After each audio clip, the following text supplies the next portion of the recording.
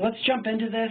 Let's get started. I guess just to start the presentation, to take a moment and acknowledge the tragedies that are happening in southern Texas and Louisiana, and just keep them in our thoughts and prayers, and to say thanks for anyone who's either donated or is taking time out of their busy schedule to support the recovery in any way possible. So thank you, and again, we'll continue to keep those in trouble in our thoughts and prayers. But we're really just going to jump into this today. My name is Alex Waite. I am a member of the Motivational Interviewing Network of Trainers, for those of you that means something. And the topic of today is cultivating change talk. It's something that is extremely important to me. One of the reasons that it's important to me is because it took me the longest to figure it out. Like, this was the area of MI where I really struggled to develop proficiency. And it's also a component of motivational interviewing that if you don't excel at, or you're not able to grow in, or you're really not doing motivational interviewing. So we're just going to jump into this and start taking a look at what our learning objectives are. We're going to quickly review what change talk isn't, what it is, why it matters, and then we're going to go into some different exercises where we're really able, hopefully, to distinguish exactly what change talk is, what it sounds like, and some different strategies to respond to it. We have a couple hundred participants today, which I think is exciting. Of note, though, is that all of your needs are different. The way that we understand change talk, the role that it plays in our conversations, the degree to which we need to cultivate change talk might vary and shift based on who our population is and who our target, what our target behaviors are. A couple of quick points, and I kind of just hit the first one on the head.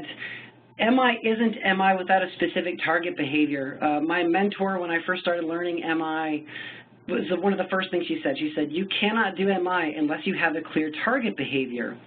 And the reason this is important is because when we talk about cultivating change talk, we're really talking about cultivating intrinsic motivation, but in relation to a specific behavior or problem. Just because you get someone talking about wanting to do something doesn't mean it's going to impact the behavior that we're focused on. And we'll break that down in a little bit. Let me minimize this a little bit, sorry. People don't come to us willingly expressing change talk. Typically what we hear is a mixture of sustained talk and sprinkled in some change talk. That's what makes MI challenging, and is really the technical, one of the two technical pieces of MI is, my job is to specifically get people to express language that favors change, even when they're not expressing it openly or initially. Our job is to guide them in that direction, and we're going to talk about that today. And the three key principles of MI, there's a little gray area here, but these are really important. These really speak to today's topic. There's some, if anyone's familiar with the principles of recovery, in the big book, they say several times, and some people might argue with me, but they say several times, if you don't believe in the principles of recovery entirely, or of the big book, that AA tends to not work for you. And I kind of have adopted the same philosophy with motivational interviewing, which is that if you don't adopt these three key principles, if you don't actually believe them, you're not going to be doing MI. As I'm moving through this slide set, I'm also recognizing that I didn't break down this, the hour. Just know that at the last, hold questions, and you can text questions, that in the last 5 to 10 minutes we'll stop so that we can have a Q&A, so to say. If you feel like you want to ask a question, you can just type it in the text box. Participate, ask questions, share, reflect on different things. Transitioning back to the PowerPoint now.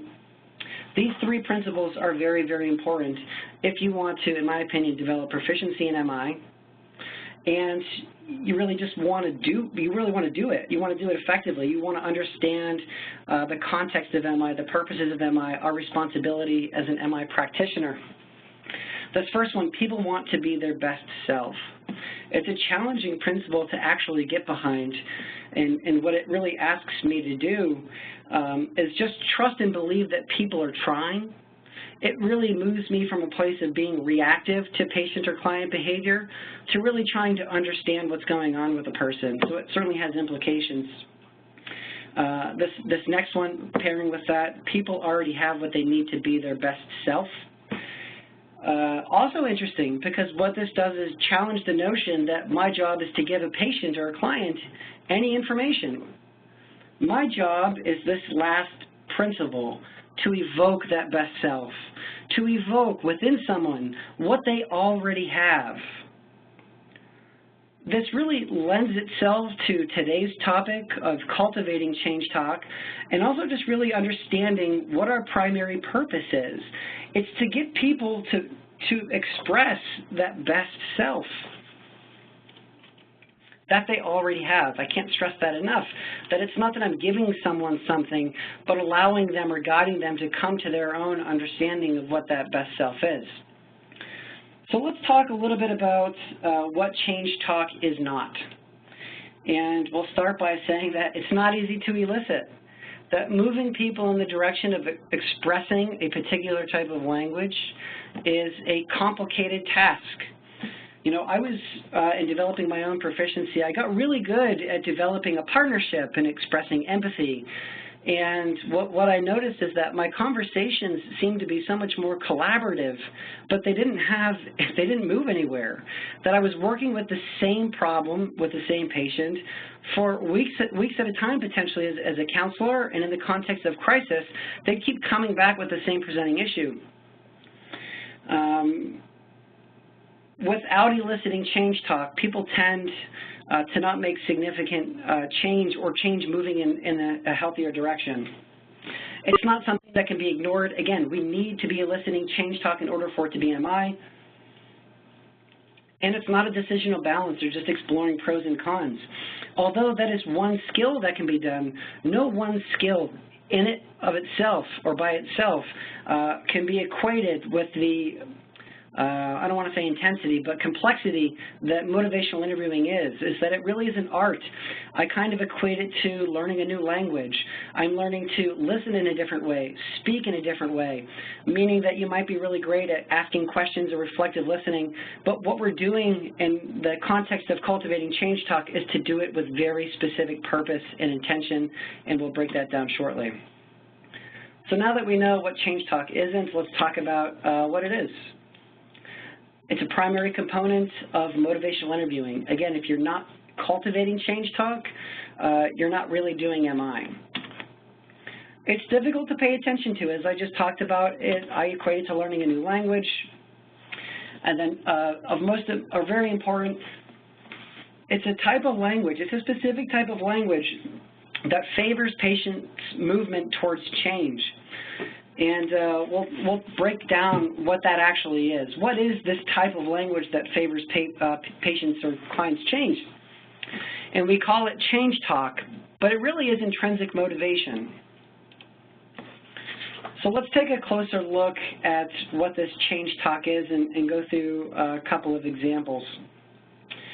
We have preparatory change talk, the way this is broken down, preparatory change talk, and then mobilizing change talk. Preparatory change talk is a little bit softer or a little bit more passive. People talking about, again, their desire, ability, reason, need. This acronym will continue to come up, this darn CAT acronym. But part of our job is really getting people to express this type of language, moving people from a place of, you know, this isn't really for me, I don't want to make any changes, it just seems like so much work. All of those statements are the opposite of change talk. They're what we call sustained talk. And that's language that favors the status quo or a current, whatever the potential problem is. So we'll just run down the list real quick. Desire. I really want to do something. I wish I could be different. I'd like to make some changes. To ability. I can do something. I could think about that too. You know what? I'm actually able to do that. Those are examples of ability. And then reason and need. The way that I understand the difference between a reason and a need is that oftentimes a need is tied to an external consequence. So with a quick example, a desire, a patient wants to be healthier. They'd say, I want to be healthier. Their sense of ability would sound like, I think I could do that. Their reason, I want to be around for my kids. A need would be, I don't want to die early. It's that not wanting to die or that tied to the consequence of death that we're hearing someone express a need to do something. In the context of maybe someone who is mandated to go to treatment, the reason for attending might be maybe there's something I could learn. The need would be, if I don't come here, they're going to throw me back in jail, just as another clear example. And then this mobilizing change talk, this language of commitment, activation, and taking steps.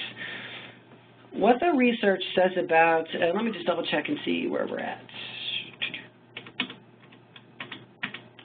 We'll get there.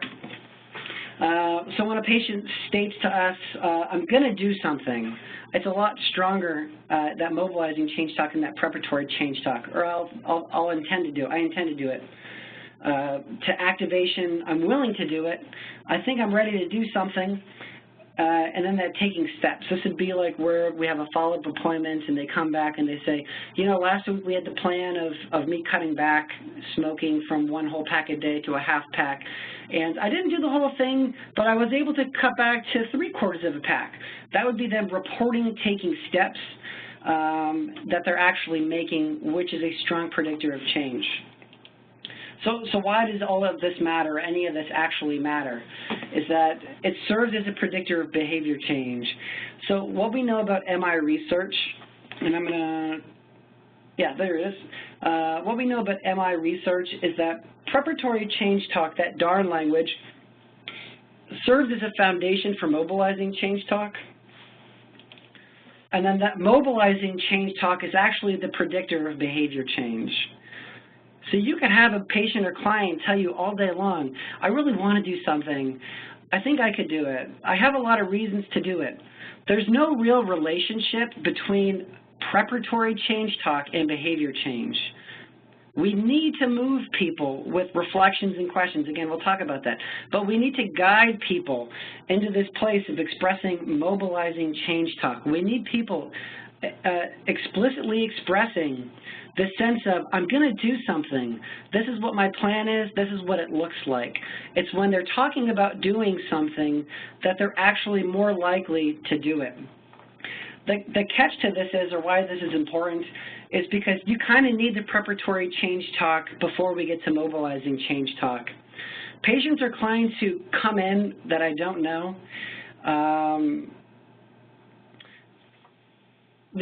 sorry about that. So the clients who typically come in and express mobilizing change talk without expressing preparatory change talk, well, A, we know that they're not as likely to make a behavior change. And typically, I understand that clients tend to do that when they're placating me, when they're telling me exactly what they think I want to hear, but it's not really grounded in anything. When preparatory change talk, when mobilizing change talk is grounded in preparatory change talk, it seems to have a stronger impact in relation to behavior change.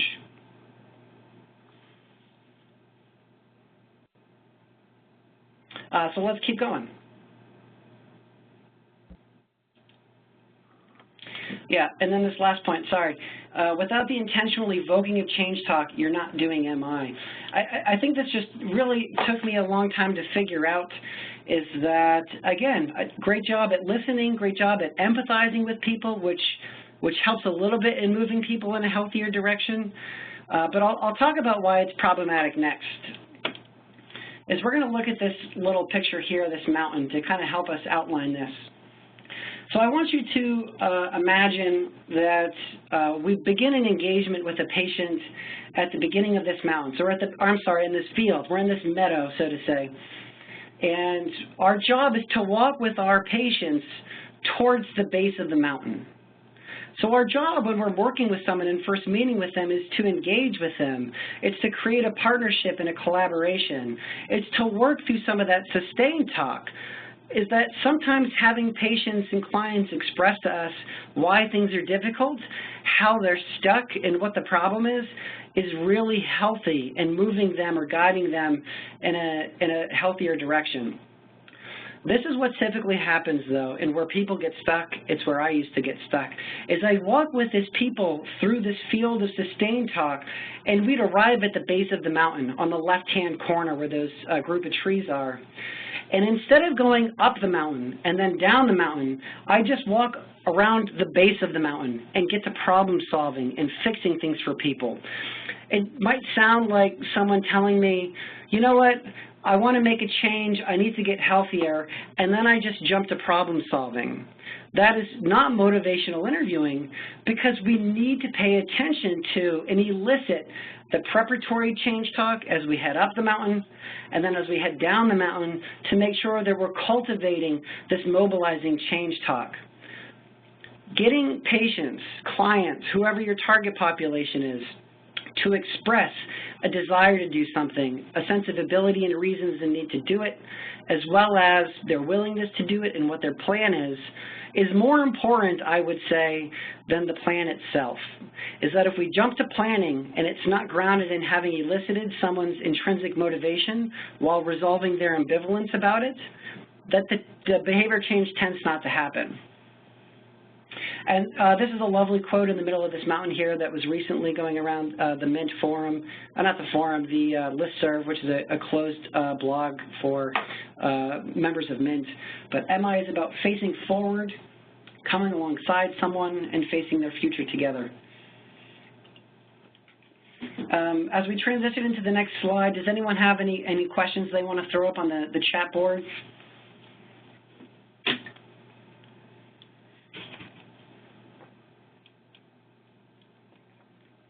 So let's take a look at, we're already 15 minutes into our webinar, let's take a look at hearing and responding to change talk now that we have a sense of why it matters. And just to recap again, why it matters is that the only way we know patients are likely to make a change is if we hear them express intrinsic motivation, which is change talk. And it's really interesting because you can't look at someone, like if I was looking at an individual, I can't look that person up and down and be like, yeah, they look intrinsically motivated. It's not something you can see. The only way to understand whether or not someone's intrinsically motivated is to have them express that to us.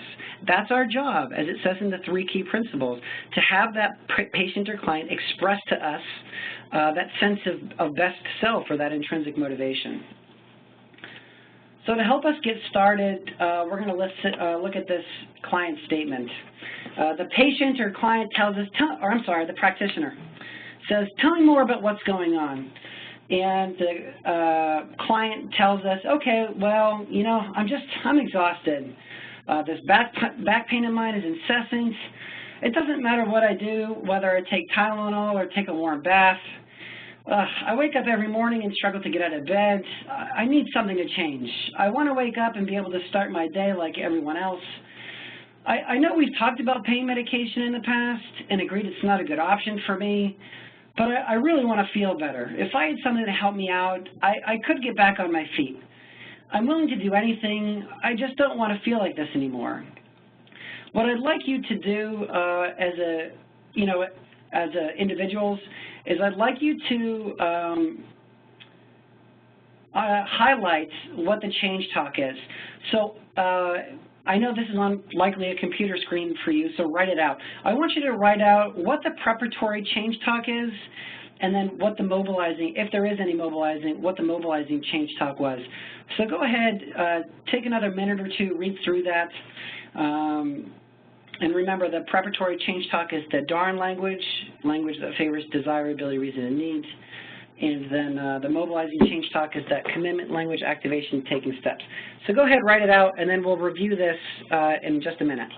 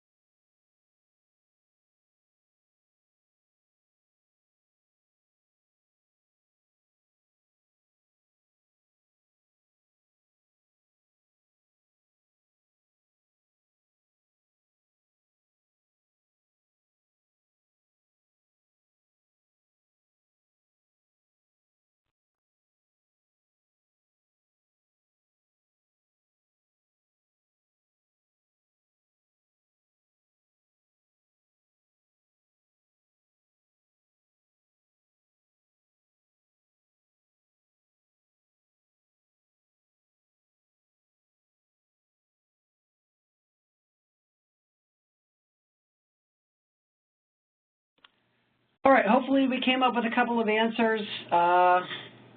So let's see what we have. A couple of people, I need something to change. I don't want to wake up. Yeah, so let's take a look at this.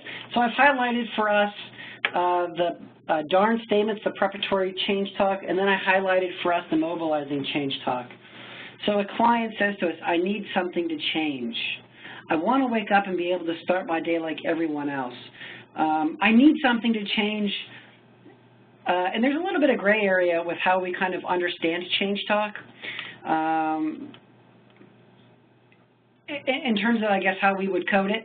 I need something to change is either a very weak desire or a need statement. I want to wake up and be able to start my day like everyone else. That's a reason. This is a reason that someone wants to do something with a target behavior.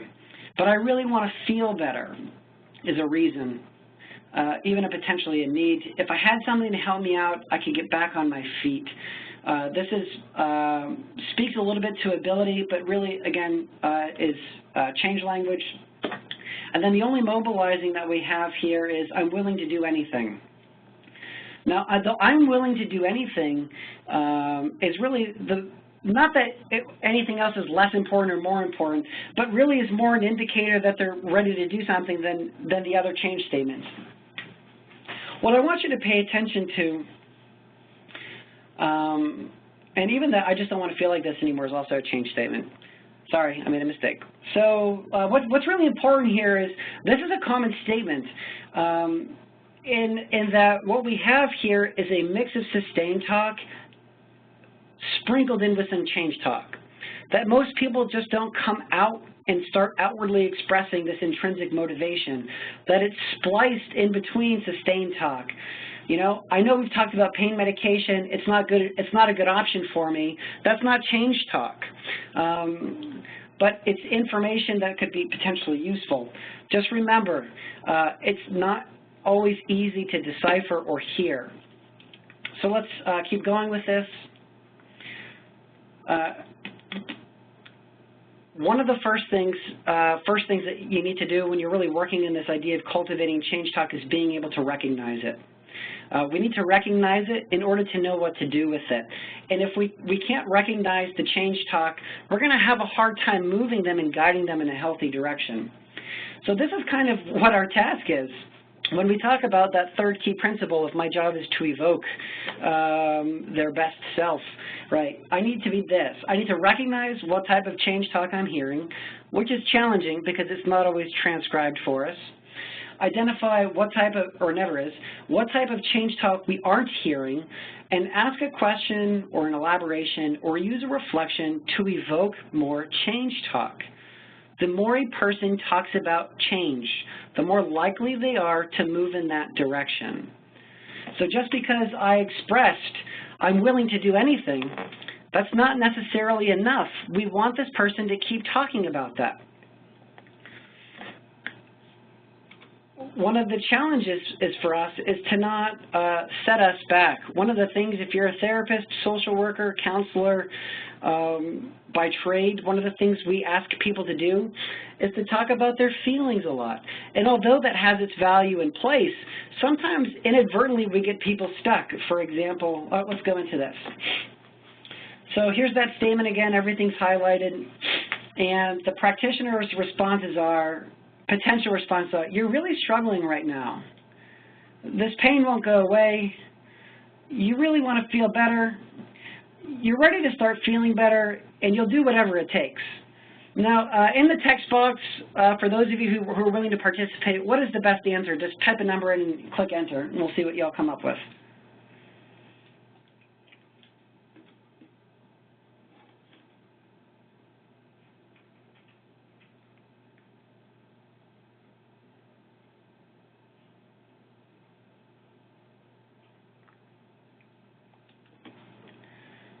Yeah, for those,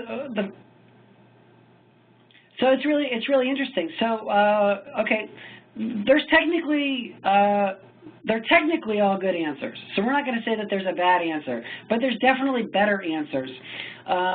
For those of you and again, we can't have a conversation in this context, but for those of you who put, you're really struggling right now, it's a really empathic response, right? That's something that's going to bring us closer together. But we have to think in the context of cultivating change talk, what does that lead this person to talk about next?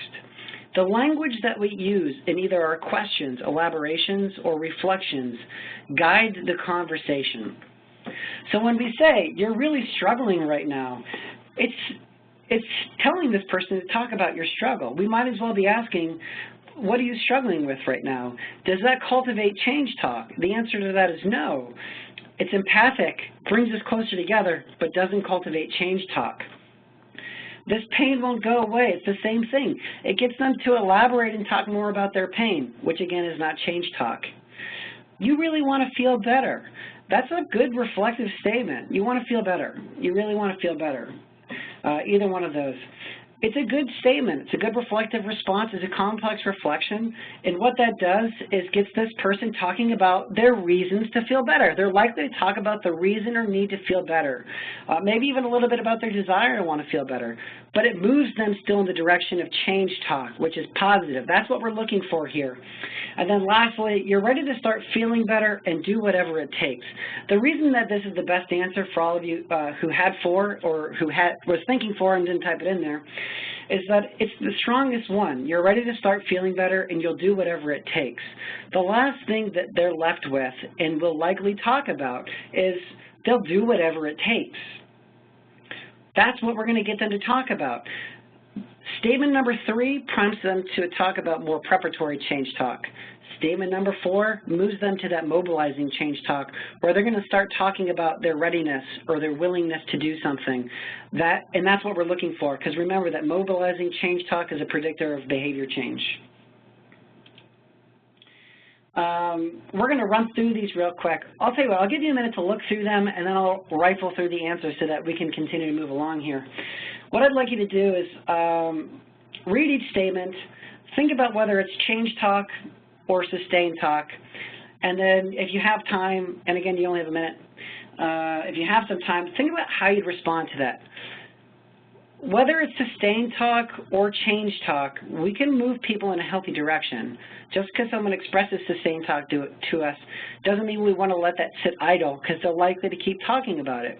We want a way of empathizing with them or validating their experience, and then reflecting or asking a question that moves them closer to change talk. And we'll break down a couple of examples in a minute.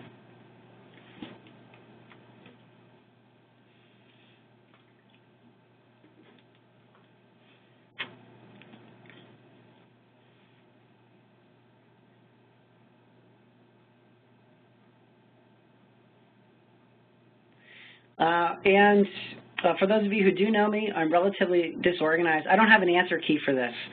So we're going to go through them in this moment. We'll see if we can come up with some responses, which I think is an okay thing. It's kind of an organic process, so to say. So this is ridiculous. I'm done trying to make this better. Change talk or sustain talk? That's obviously sustain talk. We could reflect back and say this is ridiculous, but that's just going to get them to keep talking about how this is ridiculous and create more sustain talk. A response to that might be, you're really fed up and working really hard to try and improve this, right? Acknowledging that experience and then segueing them into that change talk. You're working really hard to try and make this better. It doesn't have to be a complex reflection, but as long as we're validating and moving people in a healthier direction, that's what we're trying to do. I'm tired of feeling this way. Is that change talk or sustain talk? You could argue that it's a need or a reason, but I would still qualify that as sustain talk. And my response to that would be is you want to feel differently or you want to feel better. You're hoping for something different. Those are all good responses. You're the expert. Tell me what I have to do.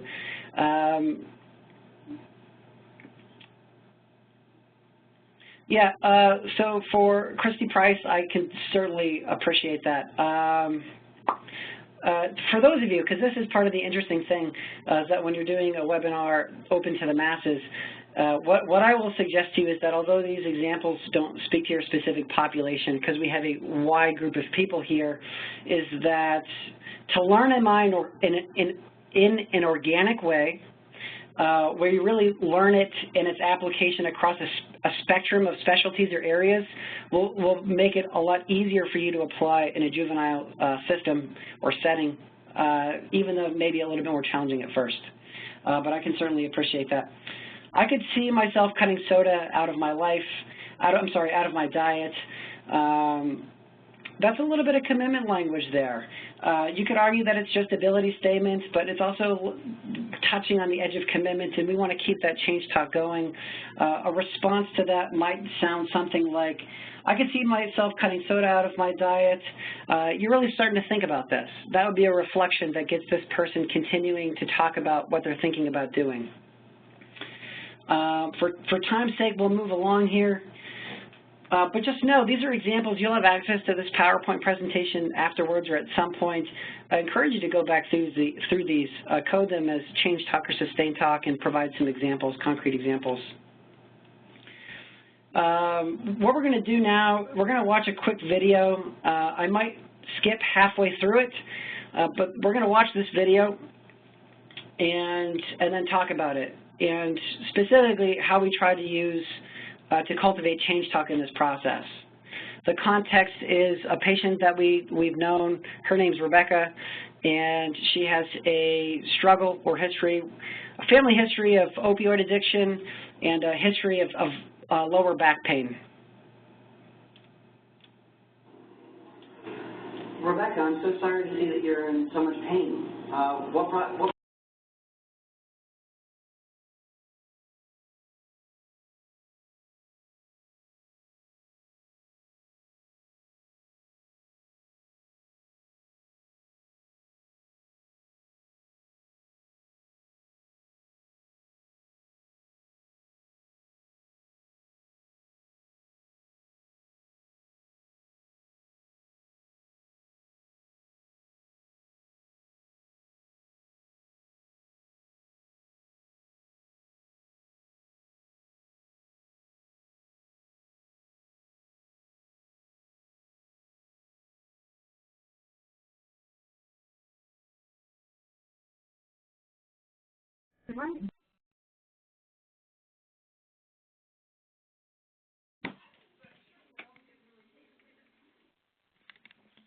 and sorry about that. I'm going to try and put the phone in front of the speaker and see if we can get that. Sorry about that. Rebecca, I'm so sorry to see that you're in so much pain. What brought you in specifically? I fell.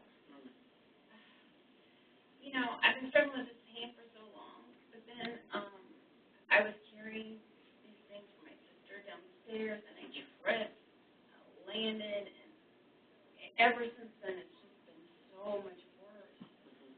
And I was really hoping you'd give me something that could take away the pain for a little while, because it's just, I'm telling you, it's a 10. Sure. You're specifically looking for pain medication that will address this pain. Yeah.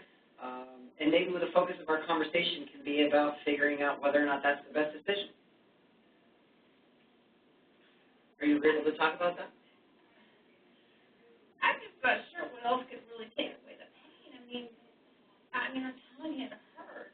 Sure. You gotta believe me. I can see that you're physically in pain. But let's just make sure we're on the same page. We're okay to talk for the next couple of minutes about what the best option is for you? Okay. Talk to me about your pain management in the past and your history with how you've addressed your back pain, knowing that this has been going on for quite some time. You would bring that up. Well, you know, I mean, it's hard because it's like I've been trying to limit medications. We've been trying to limit the medication because of what happened after my car accident, you know, and then back then I had, you know, Percocet. Right. And they worked great for a while. They're very effective initially. Yeah, but then they kind of stopped working, and then, you know, and then I took a few, and then I was taking too many, and then I'd run out. So I know, because we went through that you didn't want to prescribe me anything like that again. Yeah, I didn't want to prescribe it, and you also kind of recognized that you didn't want to go through those experiences either. Yeah, it was miserable, I guess. Yeah. It's just I don't know what, I don't know what else. You're not sure what else to do, and that's also kind of why you came in today. Yeah, that is why I came in today. Yeah, making sure that we get your pain down from a 10, even to an 8 or a 7, might give you a little bit of space and freedom to do some other things. Yeah, that would really help. Sure. When you've treated your pain in the past, because it's been ongoing for several years now, obviously you're at a pretty critical point right now, what's been helpful for you, or how have you been successful in managing your pain in the past without the pain medication? I'll tell you, when my sister had a hot tub at her house, I used to go there. That did help a little bit, but it only helps for a little while.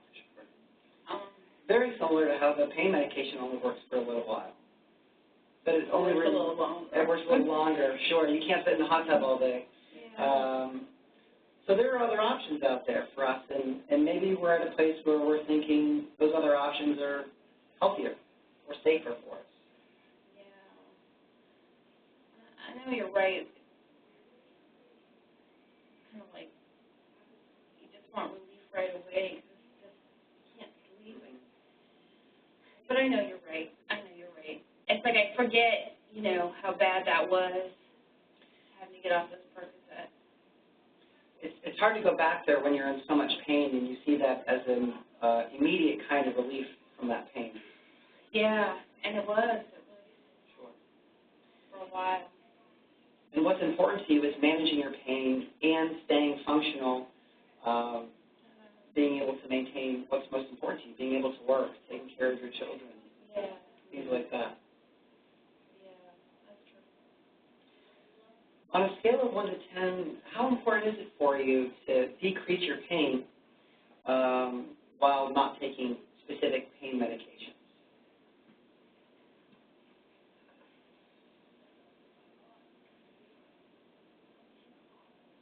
Probably a 7. What brought you to a 7 instead of a 5? Well, I know you're right. I do remember how awful it was to get off of those pain meds, and I know, taking pain meds can just create another problem for me. And, I don't really want to have pain meds around the house. My kids are teenagers, and like some of their friends got in trouble, for selling pain pills off of these. And so, I don't want them to see me relying on pain meds. Yeah, it's really important for you to set a good example for those around you. Yeah. And finding alternative approaches might lend itself to that. Yeah. Well, what do you know about alternative medications that maybe aren't painkillers, but that can help you at least through this tough moment? Aspirin doesn't work. Yeah, absolutely. Can I fill in some gaps for you? Okay. For some patients who have chronic pain, one thing that's been helpful when it's exacerbated is muscle relaxants. What do you think about, because that can be addictive too, but what do you think about a small regimen of that over the next couple of days just to get you through? Well, we also link you up to some people, maybe our behavioral health specialists, to kind of help you manage the stress around having this back pain. Yeah. I guess that's something I hadn't thought of. Take something that might help a little bit, and then, talk to somebody who can help me figure out, how to handle this, without that kind of medication. And you see that this is an option that might actually work for you. It might. something you're willing to give a try? Yeah, I'll give it a try. Okay, great. All right, so let's talk about this video example. We're actually going to break it down a little bit to try and make this as clear as possible. By no means is that perfect motivational interviewing, nor will you find that in actual practice. But we're going to use this example to really highlight and talk about what we heard there. And specifically, we heard only a little bit of change talk in there by the end. But again, with the people that we serve, this is very, very common. A lot of the people that we serve, whether you work in juvenile, work with adolescents who are adjudicated or adults who are struggling with addiction, or whether or not you work in an education system and are looking to use this with students ambivalent about schoolwork, a lot of their behaviors have been habituated. They've been there for a long time. So in a 5-minute, 10-minute conversation, you really have to understand what reasonable outcomes are. And you can move people to change talk still and really getting them to express it. So what we have in front of us are, we're going to go through 3 slides rather quickly. But what you have on the left-hand side are my statements or questions that I had asked her. And on the right-hand side, you have it listed what it was that I did and what the intent was. So you can see, I'm so sorry to see that you're in so much pain, what brought you in specifically. It's a question that tries to express empathy. And you can see it's a nice balance of both questions and complex reflections. I'm not really telling her what to do. I'm not trying to make things better for her, but I'm getting her to talk about her experience. It's not until that bottom statement that we start to see that practitioner, which was me in that video, by the way, if you couldn't tell by the voice, that I'm trying to cultivate change talk. I didn't want to prescribe it, and you also kind of recognize that you didn't want to go through those experiences either. Really prompts her, hopefully, to talk about how challenging that was. It offers an opportunity for her to talk about a reason or a need to explore alternative methods. Earlier on in this presentation, I said for MI to happen, there needs to be a target behavior. The target behavior in this video is alternative approaches or options to pain medications and moving her in that direction, helping to guide her in that direction. Let's look at specifically just the ones that look at cultivating change talk on this slide. Making sure that we get your pain down from a 10 even to an 8 or a 7 may give you a little bit of space to do some other things. Prompts her to potentially talk about what some of those other things are to explore those options. And then at the bottom here, and what's important to you is managing your pain and staying functional, being able to maintain what's most important to you, being able to work, taking care of your children, things like that. It does express a little bit of empathy, but specifically prompts her to continue to talk about the reasons and need to stay away from pain medications. And then lastly, on this last one, there's just that one at the top. It's really important for you to set a good example for those around you, and finding alternative approaches might lend itself to that. Really prompts her to talk about alternative approaches. So we can see that it's really the practitioner's attempt to initiate and elicit change talk that moves people in that direction. Earlier on in that exercise, some of you identified that first empathic statement as being the most helpful. What I'll say quickly about cultivating change talk is that it tends to not be effective if you don't have a partnership. If the person doesn't feel like you understand them, if they don't feel understood by you, they're not likely to move along with us. If you look through this transcript, what you can see is there's a lot of questions and reflective statements that either validate, express empathy, or affirm the client, and the purpose behind that is she kind of needs it in order to move in this other direction. So let's talk quickly about eliciting change talk and what that looks like. Again, it's all really about intent. We're going to talk about these 3 things. Earlier on in the presentation, I said one of the things we're doing is listening for change talk, what type of change talk we're hearing. We're also listening for what we're not hearing. We might have a patient who says, I really want this, I really want to be better, there's a lot of reasons. But what we're listening is that we're not really hearing them talk about their ability. More preparatory change talk in those domains, desire, ability, reason, and need, leads to preparatory change talk. And we can say that part of our job then is to elicit someone's confidence or sense of ability. So I might use that confidence rule, and it sounds just like this. On a scale of 1 to 10, 10 being the most ready to change, 1 being not ready at all, where are you in your confidence to change, or confidence to explore alternative approaches to pain management? And they might say a 2. Well, what has you at a 2 and not at a 1? Well, I know that it's really bad for me and I don't want to do it. Oh, that's great. So, we can validate that. What would it take to bring you from a 2 to maybe a 4? And then they talk to us specifically about either what their obstacles are, what their barriers are, but essentially what we're doing is eliciting the type of change talk that we're looking for. Maybe we're hearing someone express a lot of importance and confidence. I really want to do this. I think I could do it. I have a lot of reasons to do it, but what we're not hearing them is that we're not hearing that mobilizing change talk. I would use that readiness scale. On a scale of 1 to 10, how ready are you to do this? And then go through that cycle. And what these change rulers do when we use them intentionally is elicit the type of change talk that we're looking for, the type of change talk that we think will help to move them in the direction of making change. Another technique is looking forward or looking back. The client says, I just don't think it can get done. And our response is, imagine that 3 weeks from now, you've been successful in making this change. What steps did you take to make it happen? And then we have them expressing to us what it would feel like or what it would look like. It's really putting them in this position of having to think about what they would do if they were ready. And that can be really helpful at getting people to express change talk and be closer to willing to do something. And then one of my favorites is looking back. I just don't think it can get done. And then that looking back of, tell me about a time in the past where you've had to overcome a challenging experience. And I might follow that up with, after they tell me, what were some of your strengths or characteristics that helped you do that? And now I'm having them elicit or talk about their sense of ability, something that they weren't attuned to before I initiated it.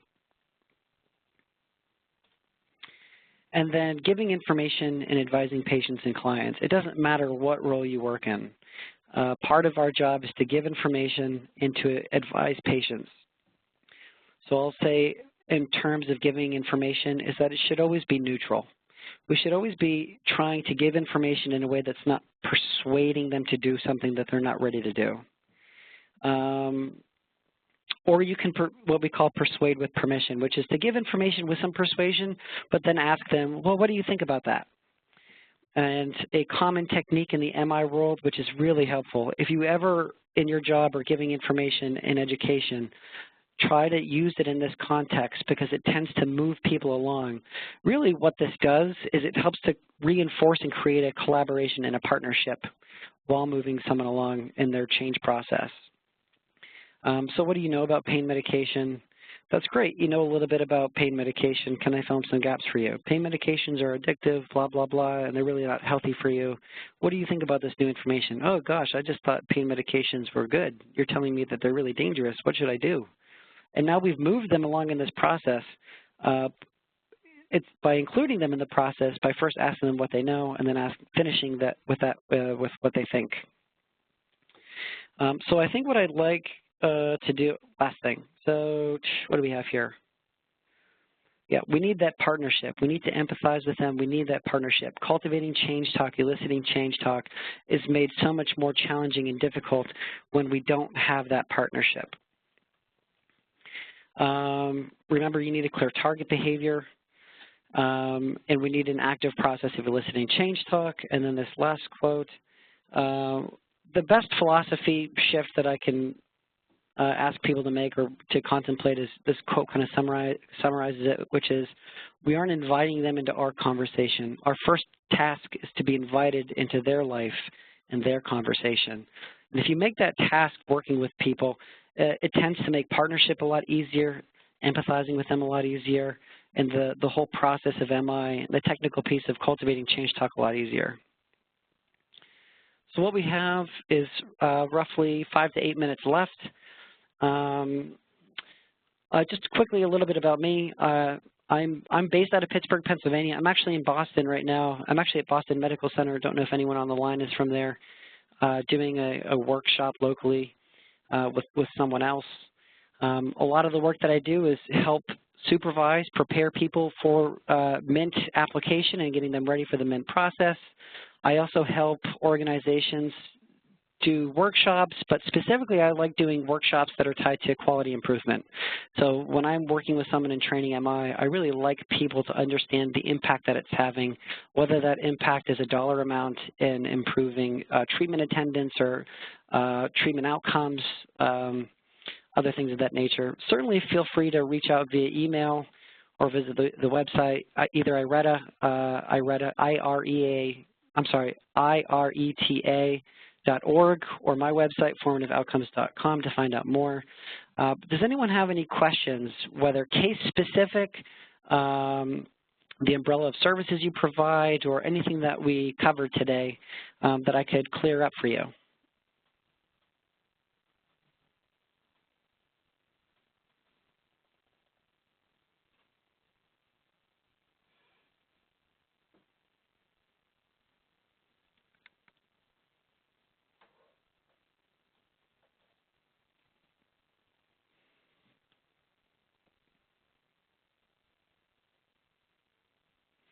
Yeah, it's a great question. Thanks for asking that. Well, thank you for the nice words. Well, how does it look different when working with youth? There's a lot of different nuances when working with youth. There's a really nice book written by Sylvia Nar King. If you just look it up, something along the lines of using motivational interviewing or motivational interviewing with adolescents and young adults, that kind of breaks down some of the nuances of using MI with adolescents. I've worked with adolescents in the past, and this is what I will say is the biggest difference. I always ask permission, regardless of what I'm doing with adults. Not so much with youth. I've found that when I tend to ask youth for permission, they tend to say no. I say, is it all right if we talk about this? And they say no. So I don't ask them for permission, but I might be a little bit more directive with my questions. It's tough sometimes for youth to answer open-ended questions, so I might ask more close-ended questions or be a little bit more directive. So instead of saying, is it okay if we talk for 5 minutes about this, I might say, we're going to spend the next 5 minutes talking about this, and then move into a question to keep the conversation going. So I will, hopefully that answered your question. Ambivalent and resistant clients who want to change but continue to struggle, I mean, that is like one of life's greatest questions. I always think about if you ever, I'm not a person who goes to the gym, but if you ever go to the gym, if you're regular at a gym, what you notice is that the gym tends to flood right after New Year's Day when people make their resolution and the gyms get packed. And then by February, they start to wane and it's just the regulars again. This whole idea that people remain ambivalent about change even during that change process. And it's follow-up conversations that continually re-explore and implement what we just talked about, this cultivating change talk, that tends to keep them motivated. So I would, I guess, to answer your question, who wants to change but struggles, is that's a normal human condition and process, that to keep the conversation going in terms of cultivating change talk and resolving some of their ambivalence is an ongoing process that has to continue, regardless of what setting that you work in. Any other questions?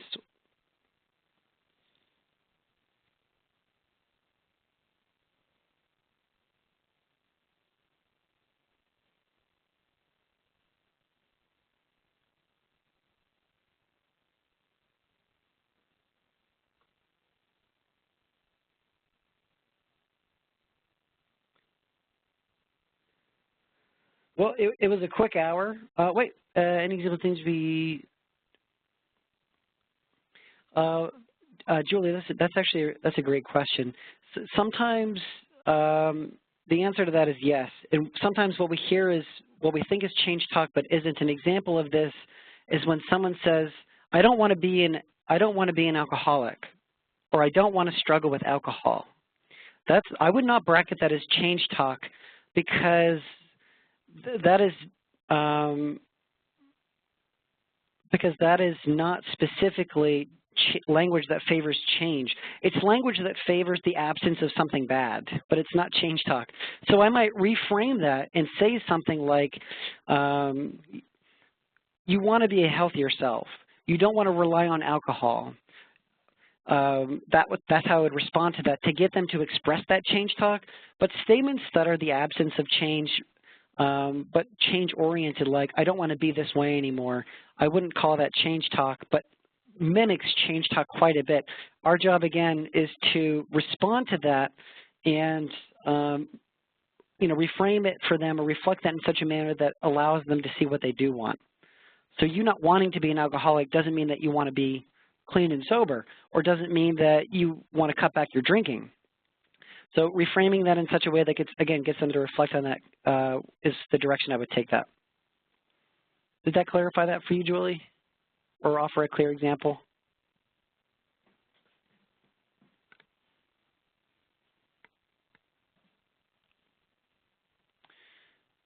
For those of you, there are cultural adaptations for MI. I'm not sure specifically with the group that you outlined, but Stan, if you email me, what I can do is reach out to the MINT organization and see what literature they can throw my direction about that specific groups of populations and see what I can get for you. So just make sure you send me an email. I'm relatively timely. Within the next couple of days, I can get back to you. And that goes for anyone who has any other questions as well. Just a matter of finding the right research. In terms of access to the PowerPoints, I'm pretty sure IRETA has recorded this and will be posting it on their website. Please don't necessarily flood the email inbox at IRETA or Jessica's inbox at IRETA. And what I'll have her do for you participants who are still on the line, I'll have her send a mass email out to all the participants of when something has been posted so that you're made aware of it.